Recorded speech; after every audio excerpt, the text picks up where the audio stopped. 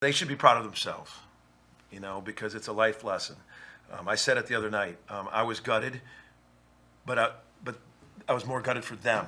Their gut is because I should have a lot more in my career. Players have limited numbers, so I really was heartbroken for them. And then, it was really tough when they walked out of here, and we were literally just going, man, we got to turn around and play. And so we regrouped yesterday, and we just talked about it. We just talked about the life lessons of how you react when it doesn't go your way. That's what character is. And if we go down and don't play hard and lay an egg and we don't play well, that it's just giving confirmation that the committee can say, oh, we made the right decision. And I said, let's prove them wrong. Let's prove them wrong. That's the choice. And these guys had a good day of practice yesterday, and I thought they came out and credit Missouri State. Mosley. I know how good they are. Dana did a nice job matching up zone and going man, and they were that defense. And I thought we got in a good flow and a rhythm. I thought Mo, Jordan Gowire, and Tanner were terrific in the first half.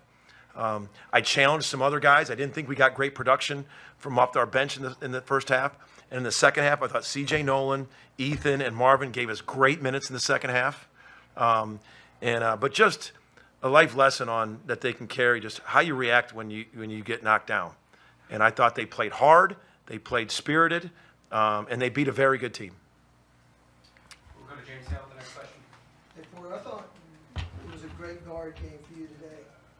Mosley's spectacular. You said he was going to be, but here you got Mo matching him bucket for bucket, and Goldwire too. Yeah. The guards played great today, don't you think? Yeah, if you're an offensive coach, you're or an offensive fan, you were watching that in pleasure. They were, I thought Mo did some really good things. Mosley did. He can really score. And I thought our defense was better in the second half. Prim is a hard matchup. The moment you double him, he found that guy in the back. We tried to double him a handful of times. High-level guards play, I thought, in this game from both ends. Justin Martinez. Porter, congrats on the win today. Thank you. You talked about that CBI run that you had at Little Yeah. how that really kind of set the tone for the program. What's your message to a guy like Bijan Cortez, who had a short appearance in this one, but obviously a freshman looking to grow? What's your message to try to get him back into the mix? I didn't really have a specific message to him. I just kind of had a message to the team. I'll talk to him because we need to get him back. We didn't really get him in the flow of the tournament. We tried to get him in today. I got to get him back. We need him. We don't play, I think, till Sunday. I'm going to find out. I really don't know exactly. So it's Sunday. I got to get him back. We need him. Jordan's, he's giving everything he can.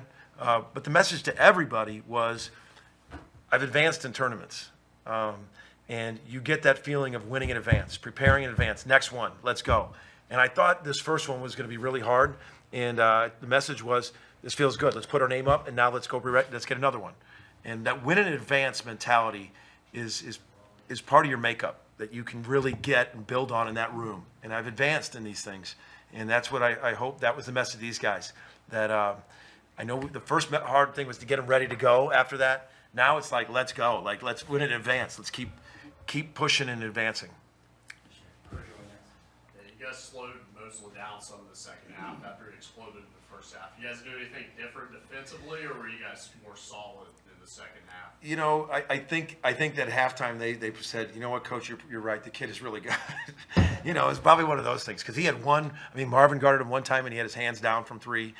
He had another one where he shot faked at the end and we jumped and we got so I think it was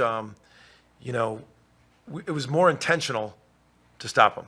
We did some things in the ball screen coverages, tried to be a little more physical, but I thought we were way more intentional of trying to stop him in the second half. And to his credit, he made some shots too. He hit a couple deep ones with a hand in his face in the first half. I've seen him do it. He gets cooking, and it's hard to guard. And I thought we were just better at making his shots harder in the second half.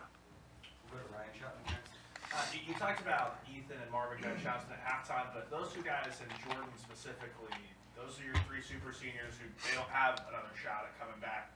Just how proud you were of them, and especially Jordan's performance, knowing that they don't have anything to build toward. This is just their last run at anything. I thought Jordan was the key, and I thought he had the best mentality and edge coming out, and he was probably who I was worried about the most. It was literally, I was probably who I was worried about the most, because he was crushed.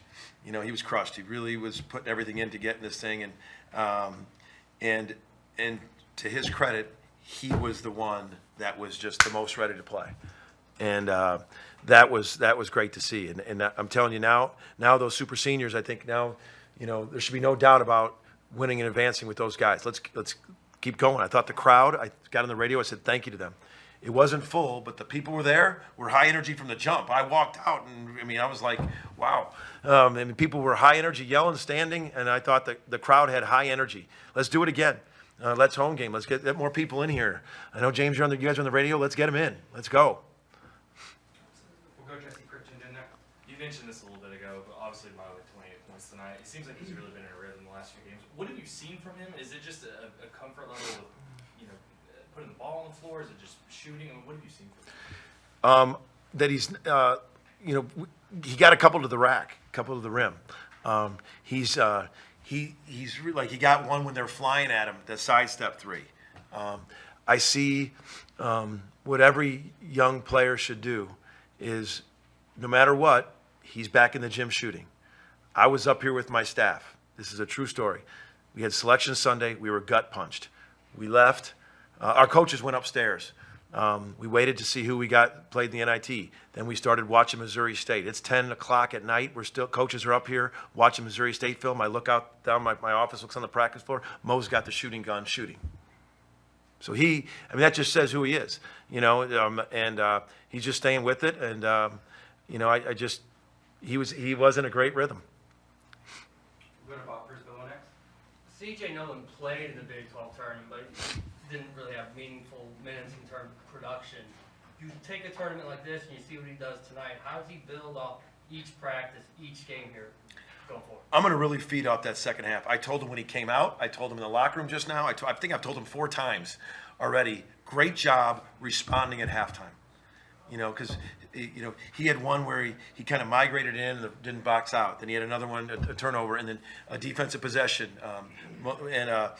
And we talked about it. Man, I thought he had good energy. I thought he got to a bunch of loose balls. He got some defensive stops. He got a couple rebounds. Next thing you know, he got a transition. Then he made a cut. He was doing a lot of things, and we needed that. I thought he had a really good second half, and we're going to feed off that and build off that with him. We'll go to John Hoover next. Well, Porter, you've just spent 2.5 months in the Big 12 Conference, plus a trip to Auburn, Alabama. No disrespect whatsoever to Missouri State, but stepping out of Big 12 play to play in this tournament, first round game, was it almost like a relief? Defensively, they're not hands all over, you know what I mean? Yeah, you know what the thing about Missouri State is, it was just different. Like, we don't see a lot of teams. They went right away after 2 or 3 possessions. They went to a matchup zone, and then after about 15 seconds, they matched up man. We just don't see a lot of that. So, like, you're running your zone offense, and then it's man. You know, so we were doing some things just to keep cutting.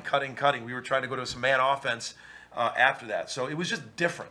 The size of the bodies. I mean, I think Prim is really strong. Mosley's a high-level guard.